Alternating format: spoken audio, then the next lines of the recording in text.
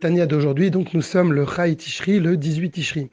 On est toujours au milieu de la lettre Chav Gimel 23, où le Hadmor Azaken demande au Chassidim, il va faire en fait plus tard, il va faire une demande, d'étudier ensemble Betsibour, d'étudier, alors il va expliquer quoi? Étudier En Yaakov.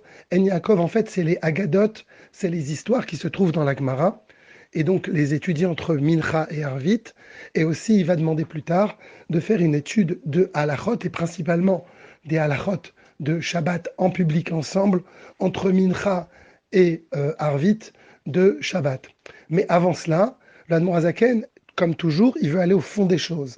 Et il explique l'importance de l'étude en public, quand on se met ensemble, quand des gens s'assoient et étudient ensemble. Qu'est-ce qui se passe?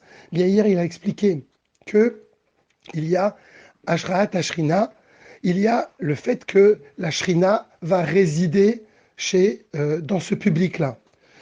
Alors que quand on étudie seul, bien évidemment, il y a un mérite. Pourquoi? Parce qu'on va aller à la rencontre d'Hachem, on va aller vers Hachem, et donc oui, on a un mérite quand on étudie seul. Mais le mérite est différent. Il s'appelle Kviat Sachar. On a un Sachar qui a été fixé.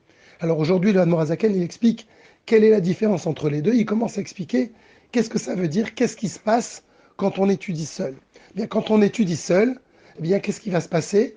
Eh bien, on va étudier ou bien on va se préparer à l'étude. Par exemple, la tfila, quand une tfila elle est faite avec kavana, eh bien, c'est une préparation à la rencontre d'Hachem avec l'étude. Et alors, qu'est-ce qui va se passer? Ben, il va y avoir un or, il va y avoir une lumière. On va être baigné dans quoi? Dans une lumière, mais qui va être, on va comparer ça comme un levouche, comme un habit. On va être enveloppé dans cette aura de Torah qui va être autour de nous. Ça, c'est ce qui se passe quand on étudie.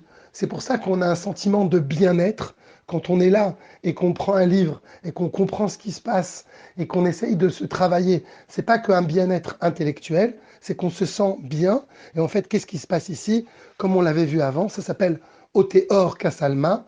Hachem, il se sert de la lumière comme un vêtement pour venir nous envelopper.